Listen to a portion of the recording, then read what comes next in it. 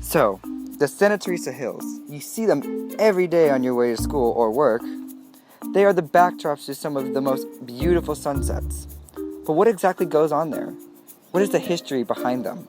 Why is the ranch house being preserved? Are there mountain lions, snakes, or any other danger? Is it safe to be up there? What is on the other side? What makes it a historical landmark? Where is its location? Is it an exclusive park? Can anyone go? What are park hours? This is Jan Schreiner, and she works for the Santa Clara County Parks and Recreation. Jan told us everything we needed to know about how this place got started, how it became a park, and what happens here today. Hi, I'm Jan Schreiner. I work with the Santa Clara County Parks and Recreation Department.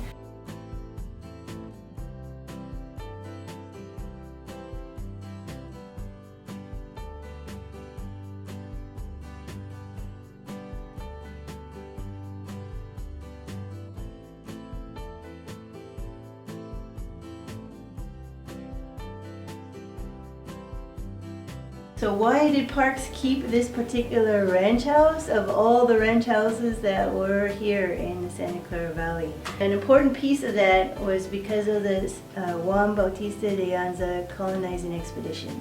It happened in 1776, and it was a pretty amazing expedition because it was a little over 200 people, and most of them were under the age of 18.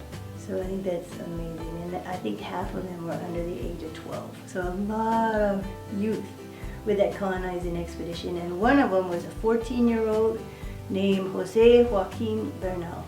And Jose Joaquin, as a 14-year-old, saw that year-round water that's up on the property and remembered this until he retired as a soldier and brought his family here as part of his retirement package, the land grant from the King of Spain in the early 1800s.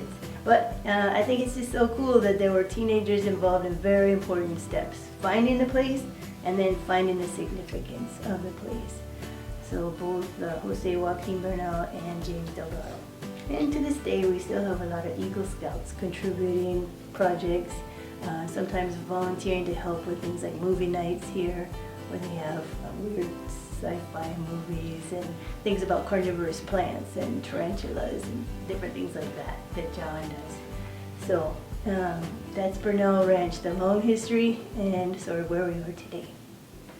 There were approximately 200 people working and living around the ranch area. In this time period, it was much harder living. They had no electricity, gas, or anything else, so they had to use handheld washers, start their own fires for cooking, and use ice to keep certain foods cold. Also, the housing was pretty small, so children had to sleep in their parents' room for lack of space. This is the old kitchen, and you can see an old wood stove. These basins that are here in the kitchen are supposed to be just sort of reminiscent of what people used back then. They didn't have indoor plumbing, so there's no kitchen sink. But some of the other things are just designed to look like a 1910 kitchen. So this is the part where people would kind of hang out, make music, and rest after a long day on the ranch. So it doesn't function anymore, but that's no music box, dominoes, and some kind of game board that people use buttons as the pieces. Can you pick up the old picture? This is part of the family on a long pack trip to the Merced River. And that's kind of cool. They used to ride and take camping here for long trips. Wow, so a lot of history here. So much culture and such a story of triumph. So apart from checking out the amazingly presented ranch house, what else can you do around here?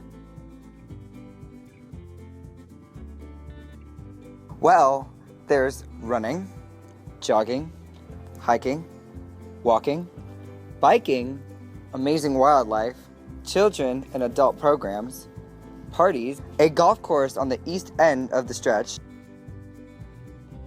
and not to mention the beautiful sights and picturesque views, great photography spots, a duck pond, but sorry, no fishing. And if you take a walk around the neighborhood, you'll see what a great place this is. What a beautiful view. The other places you can chill around this community include La Colina Park, the golf course, and is it true that you can throw water balloons at the Leland Chargers from the top? No. But can we?